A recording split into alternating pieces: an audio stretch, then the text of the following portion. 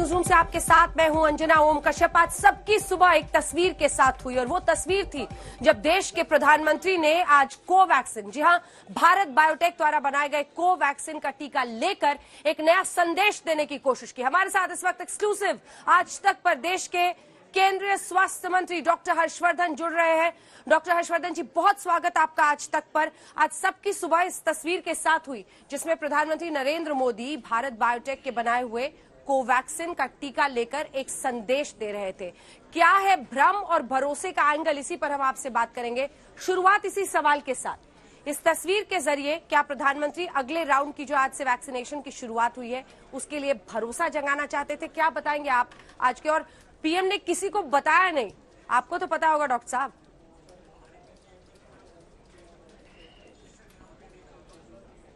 देखिए, प्रधानमंत्री जी ने देश के कोविड के खिलाफ इतिहास में एक बहुत ही महत्वपूर्ण चैप्टर की आज शुरुआत की है। देश की ओर से, सभी स्वास्थ्य कर्मियों की ओर से, पूरी हेल्थ मिनिस्ट्री की ओर से, सबकी ओर से मैं उनका अभिनंदन करना चाहता हूं, उनको बधाई देना चाहता हूं। पिछले 1.25 साल से वो कोविड के खिलाफ जंग को फ्रंट से लीड कर रहे हैं, हम सबको गाइड कर रहे हैं, हर चीज में हमें एडवाइस कर रहे हैं, हम लोगों का मार्गदर्शन के साथ साथ हर चीज की वो स्वयं मॉनिटरिंग कर रहे हैं। और वैक्सीन डेवलपमेंट को तो उन्होंने हर तरह का सपोर्ट दिया है, हमारे को फाइनेंशियल सपोर्ट से लेकर और साइंटिस्ट को हर तरीके से उनका मनोबल बढ़ाने के लिए स्वयं वो उन कंपनियों के वैक्सीनेशन की मैन्युफैक्चरिंग के प्रोसेस को खुद जाकर उन्होंने देखा, पुणे के अंदर और हैदराबाद के अंदर। और फिर 16 तारीख को उन्होंने सारे देश को वैक्सीन समर्पित की और इतना ऐतिहासिक निर्णय लिया कि जिन लोगों ने हम सबके प्राण की रक्षा के लिए पूरे 1 साल तक मदद की, जिन्होंने अपने प्राणों को भी खतरे में डाला, बहुत सारे Covid warriors, front line workers, health workers, उनके प्राण भी जो है चले गए, लेकिन उसके बावजूद भी वो आज तक काम कर रहे हैं। प्रधानमंत्री जी ने तय किया कि सबसे पहले हम इन हेल्थ केयर वर्कर्स को, जो फ्रंट लाइन वर्कर्स हैं, कोविड वॉरियर्स हैं, इनको वैक्सीन देंगे।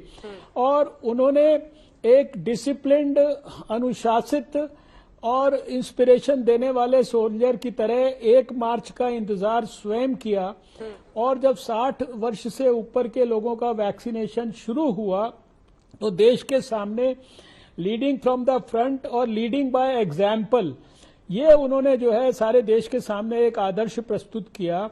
सुबह सुबह आज जाके उन्होंने देश में सबसे पहले वैक्सीन लगवाई, वो वैक्सीन लगवाई जिसके बारे में इतनी सारी भ्रांतियां पैदा की जा रही थी, मिस इन्फॉर्मेशन कैंपेन चलाया जा रहा था, राजनीति देश के अंदर की जा रही थी। और वो स्वदेशी वैक्सीन, जिसको कि देश में अभी तक 1,35,00,000 हेल्थ वर्कर्स, फ्रंटलाइन वर्कर्स दोनों वैक्सीन को मिलाकर ले चुके हैं। दुनिया के 28 देशों में, उसमें भी कई देशों में कोवैक्सीन भी जा चुकी है। सारी दुनिया में वैक्सीन की, दोनों वैक्सीन की भूरी भूरी प्रशंसा हो रही है। 40, 45, 50 देश और अभी डिमांड कर रहे हैं कि हमें भी वैक्सीन आप दीजिए। बड़े बड़े देशों के अंदर बड़े बड़े उनके राष्ट्राध्यक्षों ने भी कोवैक्सीन लगवाई है और उन्होंने ट्वीट करके इंफॉर्मेशंस दी हैं। बड़े बड़े दुनिया के विकसित देश जो है इन वैक्सीन के पीछे जो है वो डेस्परेट हैं इनको प्राप्त करने के लिए। और इसके ऊपर यहाँ देश में जब राजनीति हो रही थी और लोगों में वैक्सीन हेजिटेंसी को प्रमोट करने के लिए मिस इन्फॉर्मेशन कैंपेन हो रहा था, उसमें शायद प्रधानमंत्री जी का जो आज जो उन्होंने सुबह ये एक अनुकरणीय प्रयास किया है, ये अपने आप में बहुत ऐतिहासिक है। और मैं ये समझता हूं कि अब सभी लोग जो इस विषय पर जबरदस्ती राजनीति कर रहे हैं, उनको राजनीति बंद करके हमारे प्रधानमंत्री जी की तरह उनको सबको वैक्सीन लेना चाहिए जो इस कैटेगरी में फॉल करते हैं 60 साल से ऊपर की और 45 और 60-59 के बीच में जिनके पास कोमॉर्बिडिटी है। ठीक है, उन्हीं के लिए ये फेज भी है। कुछ और तस्वीरें एक बार अपने दर्शकों को दिखा देते हैं, कैसे आज मुख्यमंत्री हो, अलग अलग प्रदेशों के गृह मंत्री हो, अमित शाह, सब ने आज टीका लिया है, वो तस्वीर भी दिखाया। और इसी के साथ डॉक्टर साहब, जब आपसे बातचीत हो रही है, इसी बीच सारा असेंबल डेटा आया है कि लगभग 17 लाख लोगों ने आज वैक्सीन के लिए अपने आप को रजिस्टर कराया है। तो इसी से जुड़ा हुआ 2 सवाल सर आपसे। भारत बायोटेक का कोवैक्सीन 100% सेफ है, ये अब बिना भ्रम के कहा जा सकता है, क्योंकि अगर काउंटर करना है विपक्ष के आरोपों को, विपक्ष के उन नेताओं की भी तस्वीर दिखा दीजिए जिन्होंने कई सवाल खड़े किए थे। वो सभी पूछ रहे थे सर कि थर्ड फेज के ट्रायल का डेटा कहां है। आज क्या जवाब होगा आपका उनको? देखिए अंजना जी, पहले तो मैं आपको ये बता दूं कि आज शाम को 6 बजे तक 23 लाख से ज्यादा लोग इस पे ऑलरेडी आज रजिस्टर कर चुके थे। कोविन प्लेटफॉर्म पे रिक्वेस्ट अपनी जो बुकिंग कर चुके थे वैक्सीनेशन लेने के लिए। जहां तक कोवैक्सीन के सेफ्टी के बारे में जो एक्सपर्ट्स हैं और जो DGCI है यानी ड्रग कंट्रोलर ऑफ इंडिया, उन्होंने सारे तथ्यों का अध्ययन करने के बाद इसकी जो सेफ्टी है और इसकी जो इम्यूनोजेनिसिटी है, इसको सर्टिफाई करके ही इसको इमरजेंसी यूज ऑथराइजेशन दिया था। ये आज नहीं, पहले दिन से इसके अंदर किसी भी प्रकार का शक शुबा नहीं रहा है। और मैंने व्यक्तिगत तौर पर भी हर जो सवाल ट्विटर के माध्यम से दूसरे माध्यमों से खड़ा करने की कोशिश की गई, सबका साइंटिफिक जवाब दिया है।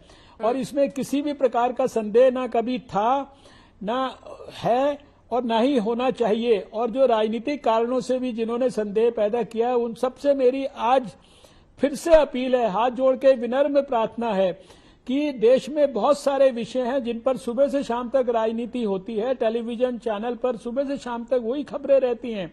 एक विषय है कोविड के खिलाफ जंग को और इसके साथ साथ इसके वैक्सीनेशन को, जिसमें हम अभूतपूर्व सफलता की ओर बढ़ रहे हैं। सारे दुनिया के बड़े बड़े विकसित देशों से ज्यादा बेहतर प्रधानमंत्री जी के नेतृत्व में भारत ने प्रदर्शन करके दिखाया है।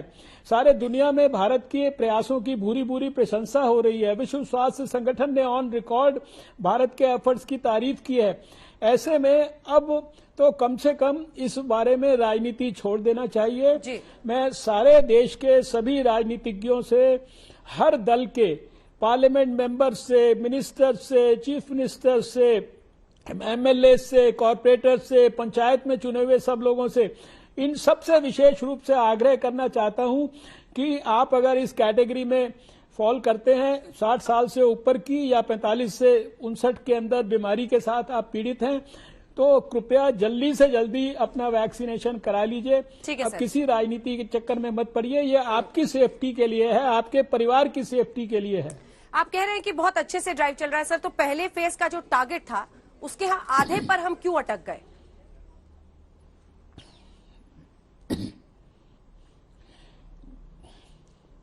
देखिए अंजना जी, आपको याद होगा कि हमने ये आप ही को मैंने अक्टूबर नवंबर में शायद इंटरव्यू दिया था और ये सारे टारगेट्स बताए थे। और जो उसके लिए जो नंबर्स थे वो एस्टिमेटेड नंबर्स थे कि इतने संभव थे हमारे यहाँ पर हेल्थ केयर वर्कर्स हो सकते हैं, इतने हमारे पास फ्रंटलाइन वर्कर्स हो सकते हैं। और उनकी जितने भी आंकड़े हैं वो सारे स्टेट्स ने हमको फीड किए और उन्हीं आंकड़ों के आधार पर उनका वैक्सीनेशन किया गया है। लगातार उसके अंदर दिन प्रतिदिन पहले दिन के मुकाबले बेहतरी होती गई है। और अभी अगले 5 दिन के अंदर जो फ्रंटलाइन वर्कर्स अभी बाकी हैं, उनका भी अभी मॉप अप राउंड हो रहा है।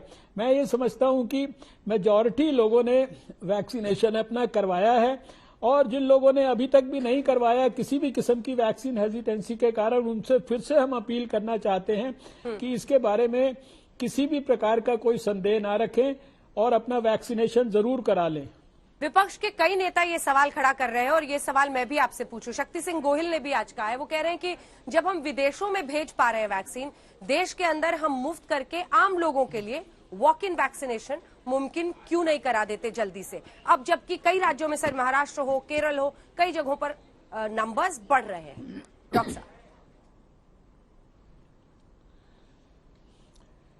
अंजना जी, आपकी जानकारी के लिए जो वैक्सीनेशन की प्रक्रिया है इसमें दोनों एस्पेक्ट्स हैं। पहली बात, सभी सरकारी अस्पताल और प्राइवेट अस्पतालों में ये हजारों अस्पतालों में उपलब्ध है।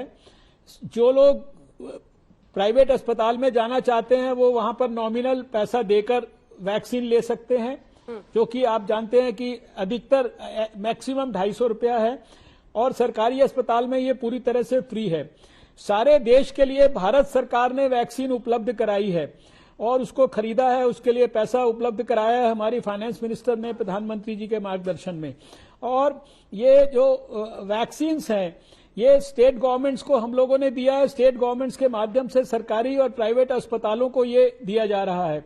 ऐसी स्थिति में हम लोग जो है अब जो हमारी ये प्रक्रिया है जिसमें एक तरफ लोगों को ये अपना जो वैक्सीनेशन कराने के लिए बुकिंग करनी है कोविन पोर्टल पर, उसके साथ साथ इसमें यह भी सम्मिलित है कि कुछ जो उसका अंश है हर एक जगह पर वैक्सीनेशन का वो वॉक इन होगा। ये शायद आपकी अभी जानकारी में नहीं है और इसमें भी हमने स्टेट्स को पूरी फ्रीडम दी है, पूरी लिबर्टी दी है कि किसी भी सेंटर पर वो पूरा का पूरा वॉक इन भी कर सकता है। वो कुछ अंश बुकिंग से हो सकता है, कुछ अंश जो है वो वॉक इन हो सकता है।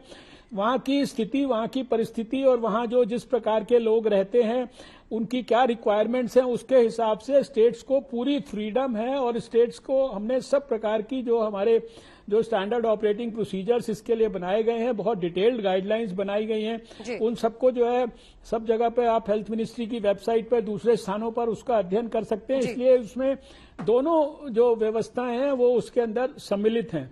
अब ये जब इस फेज का शुरू हुआ है सर और आज पीएम के साथ शुरुआत हुई थी, आज का कोई डेटा है आपके पास कि आज कितने लोग वैक्सीनेट हुए हैं? देखिए, मैंने आपको अभी बताया कि अभी मेरे पास जो वैक्सीनेशन के संदर्भ में 6 बजे का डाटा है कि 6 बजे तक लगभग 23 लाख लोगों ने रिक्वेस्ट करके अपनी जो है आज की डेट के लिए आज जो है बुकिंग किया वैक्सीनेशन करने के लिए। बाकी एग्जैक्टली कितने लोग वैक्सीनेट पूरे दिन भर में होंगे वो जानकारी भी आपको जो है निश्चित रूप से रात तक मिल जाएगी या कल सुबह 8 बजे तो निश्चित रूप से मिल जाएगी। सर, मीडिया के भी लोगों के वैक्सीनेशन के बारे में आप लोग कुछ सोचो, क्योंकि पहले कहा गया था फ्रंटलाइन वॉरियर्स के तौर पर मीडिया के कर्मी भी पहुंच रहे हैं, लेकिन मीडिया वाले अभी इंतजार ही कर रहे हैं। देखिए, अभी जो मीडिया के लोग हैं निश्चित रूप से मैंने बार बार कहा कि वो भी कोविड वॉरियर्स हैं। उन्होंने बिल्कुल एकदम ग्राउंड पर जाकर जो है उन्होंने सेवा की। बहुत सारे हमारे मीडिया के साथी जो है वो मृत्यु का शिकार भी हुए हैं इस कोविड के पेंडेमिक में, वो कष्टदायक भी है। और अभी मैं समझता हूं कि 1 तारीख से जो आज जो प्रक्रिया शुरू हुई है इसमें जितने भी मीडिया के लोग कम से कम 60 साल से ऊपर वाले या 45 साल से लेकर और जो 60 साल के बीच के हैं, इनको सबको जो है उसी प्रकार से वैक्सीनेशन कराने की जो है उनको फैसिलिटी है जिस प्रकार से बाकी लोगों को है। उनको भी विशेष रूप से अपील है कि वो भी अपना वैक्सीनेशन जो है आगे बढ़ के कराएं। नहीं, लेकिन सर जो अगर 45 के ऊपर नहीं है, 45 प्लस और कोमोबिडिटी नहीं है, तो अभी तो इस फेज में तो नहीं हो रहा ना। देखिए, अभी मेरा ये कहना है कि ये जो प्रायोरिटी ग्रुप्स तय किए गए हैं जी, ये सारे के सारे एक्सपर्ट्स ने सारे साइंटिफिक डाटा को स्टडी करके किए हैं और इसमें खाली भारत का साइंटिफिक डाटा नहीं, 1 साल का जो कोविड का जो बिहेवियर है, कोविड के कारण जो मॉर्बिडिटी मोर्टेलिटी हुई है, सारे दुनिया का जो बिहेवियर रहा है, विश्व स्वास्थ्य संगठन WHO की जो गाइडलाइंस हैं उन सबका अध्ययन करने के बाद ही ये नेशनल एक्सपर्ट ग्रुप जो अगस्त में बना था, जिसमें सारे एक्सपर्ट्स भी हैं, स्टेट्स के रिप्रेजेंटेटिव्स भी हैं, सब बातों का विचार करके ये प्रायोरिटाइजेशन की श्रेणियां बनाई गई थी और उसी के अनुरूप जो है ये सारा वैक्सीनेशन का प्रोसेस तेजी से आगे बढ़ रहा है। जैसे जैसे ये आगे बढ़ता जाएगा तो निश्चित रूप से 45 साल से नीचे के लोगों के लिए जब उनकी बारी आएगी तो उनके बारे में भी जो है वैज्ञानिक दृष्टिकोण से सब कुछ कंसीडर किया जाएगा। केंद्रीय स्वास्थ्य मंत्री डॉक्टर हर्षवर्धन ने टीका लगाया कि नहीं? नहीं, अभी मैंने नहीं लगवाया है, लेकिन मेरा प्रयास होगा कि मैं अभी आपका कार्यक्रम समाप्त होने के बाद कहीं ना कहीं बुकिंग करूंगा और कल टीका लगाने की कोशिश करूंगा। चलिए ठीक है, तो आज रात की कार्यक्रम के बाद बुकिंग और कल की आपने कहा कि आप वैक्सीनेशन भी कराएंगे, ये खबर जरूर है हमारे लिए। लेकिन जरा ये बताइए सर कि अब जरा पॉलिटिक्स पर आते हैं। एक बार पीएम की तस्वीरें दिखाइए। डॉक्टर हर्षवर्धन, आपने भी ये तस्वीरें सुबह से देखी होंगी। अधीर रंजन चौधरी जी वो ये कह रहे हैं कि प्रधानमंत्री ने गमछा असम का पहन लिया है, पुडुचेरी और केरला की नर्सेज हैं। ये तस्वीरें देखिए हम दिखा रहे हैं अपने दर्शकों को। सुबह से प्रधानमंत्री आज सुबह तड़के, किसी को जानकारी नहीं थी, सीधा एम्स पहुंचे और वहां पर उन्होंने ये वैक्सीनेशन ले लिया है। तो डॉक्टर हर्षवर्धन, मेरा सवाल आपसे ये है कि विपक्ष का कहना है कि प्रधानमंत्री इस मौके पर भी आने वाले राज्यों के जहां पर चुनाव हो रहा है उसको टारगेट कर रहे हैं, यानी हाथ में वैक्सीन और नजरें चुनाव पर।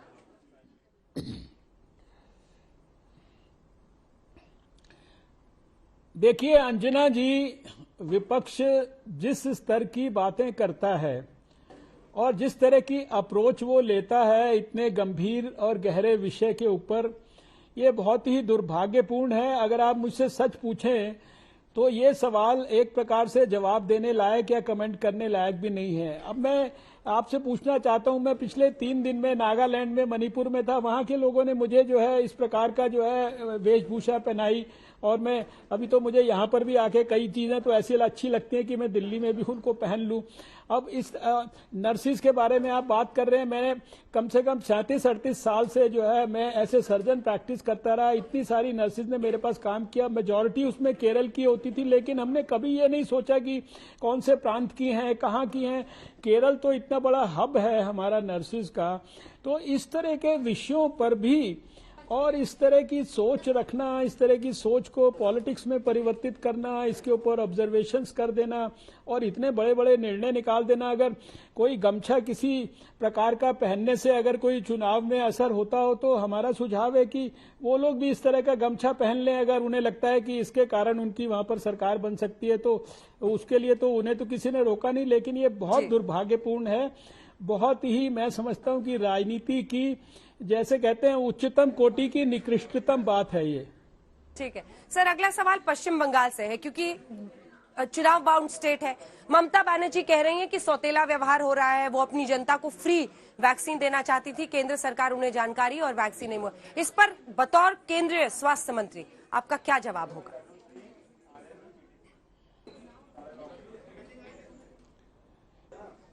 देखिए, भारत सरकार तो पहले दिन से देश के लोगों को वैक्सीन के माध्यम से सुरक्षा प्रदान करने के लिए कृत संकल्प है। हमने पहले पीएम केयर्स फंड के माध्यम से प्रधानमंत्री जी ने सारी वैक्सीन उपलब्ध कराई, कोविड वॉरियर्स के लिए, फ्रंटलाइन वर्कर्स के लिए, हेल्थ केयर वर्कर्स, सब लोगों के लिए 35,000 करोड़ रुपया हमारे जो फाइनेंस मिनिस्टर ने प्रधानमंत्री जी के कहने से बजट के अंदर वैक्सीन के लिए रखा।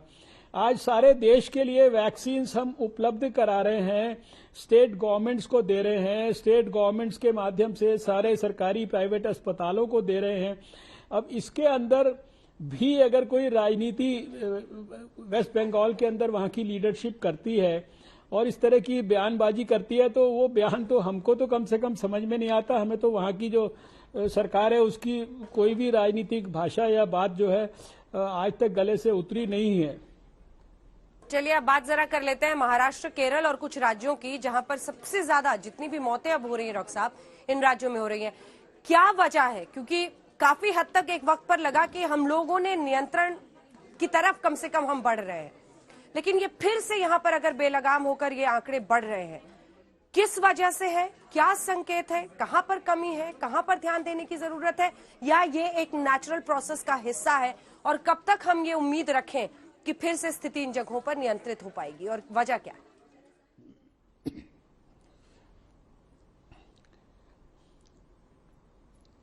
देखिए अंजना जी, जो ज्यादा तकलीफ है वो महाराष्ट्र और केरल में है, और भी कुछ 3-4 प्रांतों में थोड़ा सा केसेस बढ़े हैं। और हमने यहाँ से सेंट्रल टीम्स भी वहाँ डिटेल्ड विश्लेषण के लिए भेजी हैं। यहाँ से हमारे वरिष्ठतम जो अधिकारी हैं, कैबिनेट सेक्रेटरी लेवल से लेकर और हेल्थ सेक्रेटरी तक, वो सब लोगों ने लगातार उनके साथ वीडियो कॉन्फ्रेंसिस कर रहे हैं, डिटेल में बातचीत कर रहे हैं।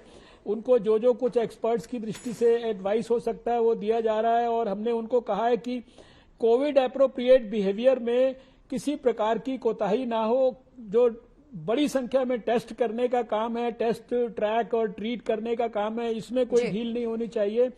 दुर्भाग्य से कई स्थानों पर लोग वैक्सीन इत्यादि के आने के बाद जो है शायद ये समझ रहे हैं कि अब सब कुछ ठीक हो गया है और अब हमारे को किसी प्रिकॉशन की जरूरत नहीं है, कैजुअल ढंग से हम बिहेव कर सकते हैं। तो हमें लगता है कि कोविड एप्रोप्रिएट बिहेवियर और जो टेस्टिंग इत्यादि की जो स्ट्रैटेजी जिसने साल भर कामयाबी दी है, उसी को रीइंफोर्स करने की जरूरत है और उसी को ठीक से मॉनिटर अगर वहां की स्टेट गवर्नमेंट्स करेंगी तो मुझे पूरा विश्वास है कि इन स्थानों पर भी जो स्थिति है वो आगे आने वाले समय में और खराब नहीं होगी और उल्टा बेहतर होना शुरू हो जाएगी। जी, बहुत बहुत धन्यवाद आपका डॉक्टर हर्षवर्धन, केंद्रीय स्वास्थ्य मंत्री हमारे साथ जुड़ने के लिए, और उम्मीद यही करेंगे कि इस बीमारी से लड़ाई में प्रधानमंत्री ने जो आज वैक्सीनेशन किया है वो बूस्टर डोज साबित होगा। धन्यवाद आपका डॉक्टर हर्षवर्धन। अब बात प्रियंका वाड्रा गांधी की, जो अब यूपी ही नहीं असम भी पहुंच चुकी हैं। यहाँ ये तस्वीरें बहुत कुछ कहेंगी। आज देखिए कैसे वो झूमर डांस, बिहू डांस असम में कर रही हैं, कार्यकर्ताओं से मिल रही हैं, आम लोगों से मिल रही हैं। यूपी नहीं है ये, असम तक पर अब उनकी पहुंच और उनका प्रचार पहुंच रहा है। इसी के साथ कामाख्या मंदिर जाकर संदेश साफ दे दिया है, कांग्रेस पार्टी अब सॉफ्ट हिंदुत्व की राह पर निकल पड़ी है।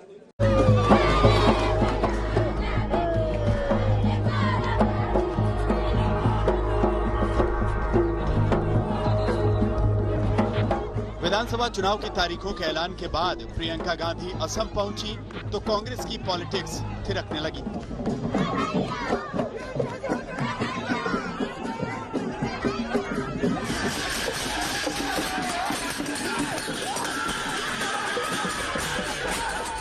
असम के लखीमपुर में ढोल की थाप पर आदिवासी महिलाओं के साथ प्रियंका ने डांस किया।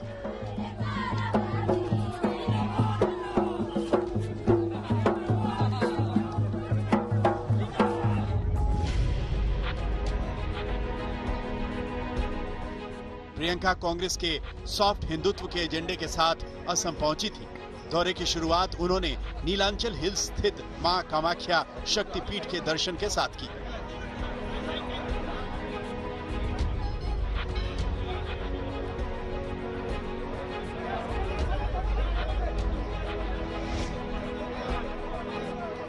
प्रियंका ने मां कामाख्या के दर्शन के लिए लाल रंग का सूट पहन रखा था। लाल रंग भक्ति का प्रतीक माना जाता है। प्रियंका ने सिर पर लाल और पीले रंग का दुपट्टा भी रखा था। प्रियंका ने दर्शन से पहले फूल खरीदा। दर्शन से पहले पवित्र कुंड में उतरकर पूजा की। इसके बाद प्रियंका ने मां कामाख्या के दर्शन किए।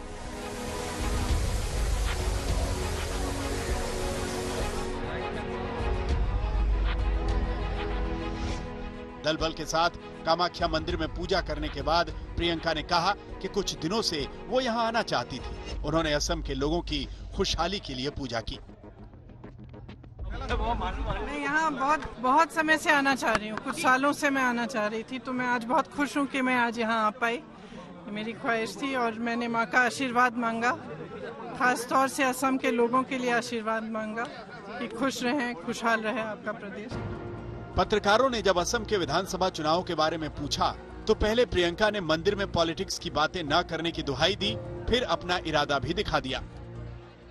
मेरे ख्याल से मंदिर में हूँ अभी भी, और श्रद्धा की वजह से, आदर की वजह से मेरे ख्याल से यहाँ जगह नहीं है, उचित जगह नहीं है चुनाव की बात करने की, लेकिन आगे मैं जरूर करूँगी आपसे। फिर भी मैम 101 का जो आंकड़ा है, टारगेट है, क्या बोलेंगे इसके बारे में?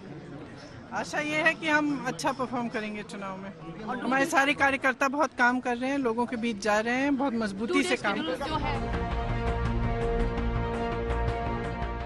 कामाख्या देवी के दर्शन के बाद प्रियंका ने ट्वीट भी किया। अपने ट्वीट में प्रियंका ने लिखा, आज मां कामाख्या के दर्शन का सौभाग्य मिला। मां कामाख्या से समस्त देशवासियों के कल्याण के लिए प्रार्थना की। खास बात यह है कि प्रियंका ने अपने ट्वीट में मां कामाख्या पर संस्कृत में एक श्लोक भी लिखा। ट्वीट उन्होंने हिंदी और असमी भाषा में किया। असम के दौरे से पहले कामाख्या मंदिर में दर्शन के साथ ही प्रियंका ने साफ कर दिया है कि वो सॉफ्ट हिंदुत्व के एजेंडे को ऊपर रख रही हैं। इससे पहले 23 फरवरी को प्रियंका ने किसान महापंचायत के बाद वृंदावन में बांके बिहारी जी के दर्शन किए थे। किसान महापंचायत की शुरुआत में 10 फरवरी को प्रियंका ने सहारनपुर स्थित मां शाकुंभरी देवी के दर्शन भी किए थे। 11 फरवरी को मौनी अमावस्या पर प्रियंका ने प्रयागराज के संगम में डुबकी लगाई थी। यही नहीं, प्रियंका ने शंकराचार्य स्वरूपानंद सरस्वती से भी प्रयागराज में मुलाकात की थी। असम दौरे पर प्रियंका लितिखु पुखुरी में श्रीमंत शंकर देव के पहले शिष्य श्री माधव देव के जन्म स्थल पर भी दर्शन करेंगी। प्रियंका असम के 2 दिवसीय दौरे पर पहुंची हैं, तो जरा इस वक्त कांग्रेस की हालत पर भी गौर कर लीजिए। राहुल गांधी उत्तर और दक्षिण के अपने विवादित बयान में फंस गए हैं। कांग्रेस में G23 के नेता लगातार पार्टी के नेतृत्व पर सवाल उठा रहे हैं। कांग्रेस के भीतर ही गांधी परिवार पर सवाल उठ रहे हैं। प्रियंका कांग्रेस की सुपरस्टार प्रचारक है। उनकी डिमांड पहले भी हर राज्य से आती थी, लेकिन प्रियंका खुद को यूपी तक सीमित किए रही। लेकिन अब पार्टी नेतृत्व और परिवार पर उठते सवालों के बीच प्रियंका ने जिम्मेदारी अपने कंधों पर ली।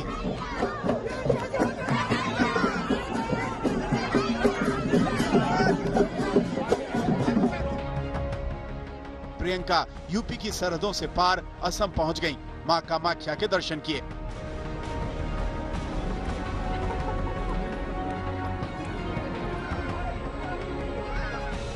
हम आपको याद दिला दें कि 2016 के विधानसभा चुनाव के दौरान प्रधानमंत्री नरेंद्र मोदी ने भी मां कामाख्या के दर्शन किए थे।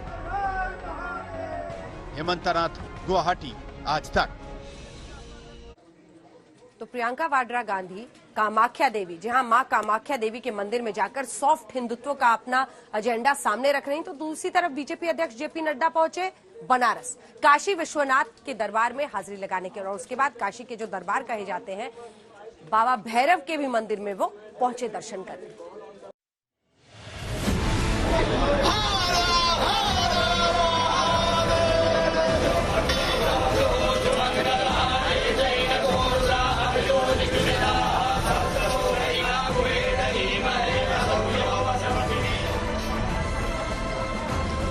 पांच राज्यों में विधानसभा चुनाव के ऐलान के बाद देश की सबसे बड़ी राजनीतिक पार्टी बीजेपी के मुखिया भगवान काशी विश्वनाथ की शरण में पहुंच गए।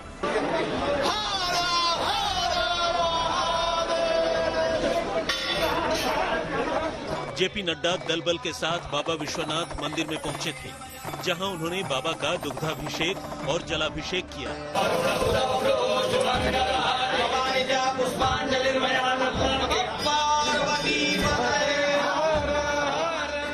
नड्डा ने भगवान भोलेनाथ को बेलपत्र और फूल अर्पित किए, मनोयोग से पूजा की, भोलेनाथ की आरती भी उतारी।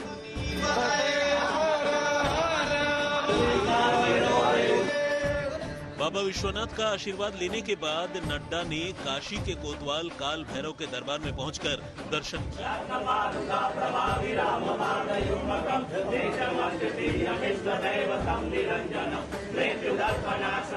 जब भी काल भैरव काशी विश्वनाथ जी के दर्शन करने आता हूं, तो साथ ही साथ काल भैरव जी के भी दर्शन करके आशीर्वाद लेता हूं। इस बार भी मुझे ये सौभाग्य मिला और मुझे आशीर्वाद काल भैरव जी का और पहले काशी विश्वनाथ जी का मिला है, जो मैं आशीर्वाद संजोकर सभी कार्यकर्ताओं के साथ, करोड़ों कार्यकर्ताओं के साथ भारत की सेवा में और आदरणीय प्रधानमंत्री श्री नरेंद्र मोदी जी के द्वारा जो नीतियां चल रही हैं, उनको जन जन तक पहुंचाने का संकल्प लिया है। 2 दिन की काशी यात्रा पर आए जेपी नड्डा ने काल भैरव मंदिर के पास कचौरी और जलेबी का भी आनंद लिया, कुल्हड़ वाली चाय की चुस्की भी ली। काल भैरव जी के दर्शन के पश्चात और आशीर्वाद लेने के बाद यहाँ एक रस्म है कि प्रसाद के रूप में यहाँ की कचौड़ी लेते हैं, तो मुझे यहाँ वो भी लेने का सौभाग्य हमारे कार्यकर्ताओं ने दिया है। आनंद भी आया है और बनारस की जो रीति नीति और संस्कृति है, उसमें मुझे समावेश करने का मौका मिला है। पिछले 2 दिनों से बनारस में बीजेपी नेताओं का जमावड़ा हो रहा है। कल यूपी के मुख्यमंत्री योगी आदित्यनाथ वाराणसी पहुंचे थे।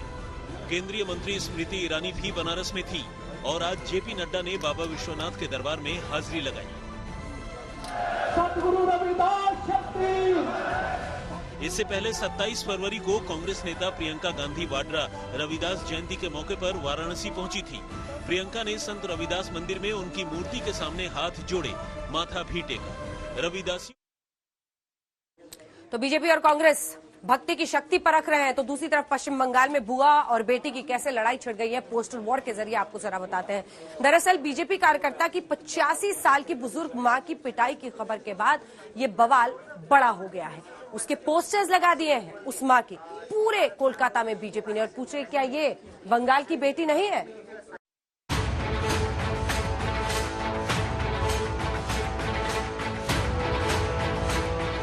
पश्चिम बंगाल के चुनावी जंग में ये नया पोस्टर वार है। बंगाल की बेटी बनाम बंगाल की बुआ वाली जंग अब एक बुजुर्ग मां की पिटाई पर आ गई है। बंगाल में 85 साल की बुजुर्ग महिला शोभा मजूमदार के जख्मी चेहरे वाले पोस्टर से पूरा कोलकाता पटा पड़ा है। তৃণমূলের লোকেরা কি এসে কি বলেছে? ওরা আমাকে মেরেছে।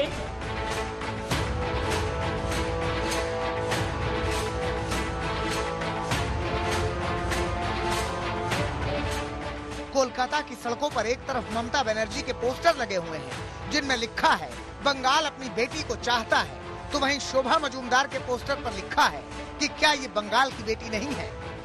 इन्हीं की बांग्लार में नॉय, यानी क्या ये बंगाल की बेटी नहीं है। भाजपा ने पूरे शहर में, कलकत्ता शहर में ये सारे पोस्टर्स बिखेर दिए हैं शोभा मजूमदार की तस्वीरों के साथ।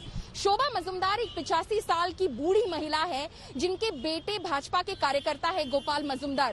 अब दोनों का इल्जाम है कि शनिवार की रात को तृणमूल कार्यकर्ताओं ने उनके घर में घुसकर उनसे बदसलूकी की, उनसे मारपीट भी की, एक बूढ़ी महिला को मारा। इस पोस्टर में बुजुर्ग महिला के जख्मों पर सियासत शुरू हो गई है। बीजेपी इस महिला की पिटाई को मुद्दा बना रही है, टीएमसी पर जोरदार हमले बोल रही है। ये मान सकते हैं कि ठीक है, फिर भी कार्यकर्ता के ऊपर हमला किए हो, लेकिन उसका माताजी को मारते हो। 80 साल की एक माताजी बूढ़ी एकदम, उसको कैसे बुरी तरह मारे हैं। ये कहाँ का संस्कृति है? संस्कृति करके ममता बनर्जी चिल्लाती है। क्या दल अब चला रही है? क्रिमिनल्स और रेपिस्ट और मर्डरर का दल। तो वहीं टीएमसी इस मामले को घरेलू हिंसा करार दे रही है। बीजेपी का कहना है कि उत्तरी दमदम के बीजेपी कार्यकर्ता गोपाल मजूमदार और उनकी 85 साल की मां शोभा मजूमदार पर टीएमसी के कार्यकर्ताओं ने हमला किया। भारतीय जनता पार्टी के कार्यकर्ता मारे जा रहे हैं, पीटे जा रहे हैं। हमारे 130 कार्यकर्ताओं की हत्या हुई है, बलिदान हुआ है। उनका बलिदान व्यर्थ नहीं जाए। टीएमसी का मतलब ये हो गया तोड़ो मारो काटो। खामाखा बीजेपी वालों को दिमागी खराब हो गया है। ये माँ बेटा भाइयों के झगड़ा है, ये अंदरूनी मामला है, घर के मामला है। इसमें पार्टी को घसीटना ये शोभा नहीं देता है। जो बीजेपी कर रहा है वो अपने पैर पे कुल्हाड़ी मार रहा है। इससे पहले बंगाल में बीजेपी और टीएमसी में बुआ बनाम बेटी को लेकर पोस्टर वार हो चुका था। पहले आया था ममता बनर्जी का पोस्टर जिसमें उन्हें बंगाल की बेटी बताया गया था। इसके जवाब में बीजेपी ने देवोश्री चौधरी, लॉकेट चटर्जी, रूपा गांगुली, अग्निमित्रा पॉल समेत 9 महिला नेताओं की तस्वीर का पोस्टर जारी कर दिया और उस पर लिखा बंगाल को चाहिए अपनी बेटी, बुआ नहीं। पॉलमी साहा और प्रेमा के साथ इंद्रजीत कुंडू, कोलकाता, आज तक। ये खबर दहलाने वाली सूरत की है, जहां 5 मंजिली इमारत में चौथे मंजिल पर आग लग गई। फ्लैट से भी निकलना मुश्किल हो रहा था, लेकिन इस बीच 2 दिलेरों ने ऐसा तरीका निकाला जिसकी वजह से धुएं के गुबार के बीच भी जिंदगी जिंदाबाद के नारे गूंजने लगे।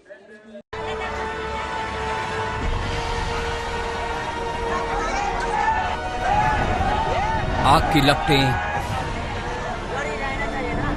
धुएं का उठता गुबार, मौत और जिंदगी की जंग। इस इमारत में आग लगी है और इस आग में फंसी हैं तमाम जिंदगियां। एक फ्लैट से धुएं का गुबार उठ रहा है। उसके बगल के फ्लैट की खिड़की के नीचे स्लैब पर कुछ लोग खड़े हैं। बगल के फ्लैट से उठे हैं मदद के हाथ। ये देखिए किस तरह ये शख्स महिला को सुरक्षित तरीके से दूसरे फ्लैट में पहुंचा रहा है। आग से बचने का यह तरीका बेहद खतरनाक था, जोखिम भरा। जरा सा भी पैर फिसल जाता तो अनहोनी हो सकती थी।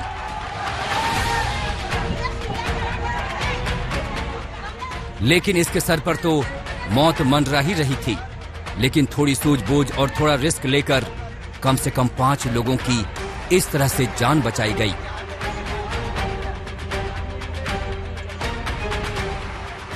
ये तस्वीरें सूरत के संग्रामपुरा इलाके की हैं, जहां 5 मंजिला रिहायशी इमारत की चौथी मंजिल पर शॉर्ट सर्किट से आग लग गई थी। फायर ब्रिगेड पहुंची, लेकिन सीढ़ियां छोटी पड़ गईं लिहाजा फ्लैट में रहने वाले खिड़की से बाहर निकलकर दूसरी इमारत में पहुंचे और इस तरह इनकी जान बची। संजय सिंह राठौर, सूरत, आज तक। इसके साथ स्पेशल रिपोर्ट में इतना ही। देश दुनिया की बाकी खबरों के लिए आप देखते रहिए आज तक।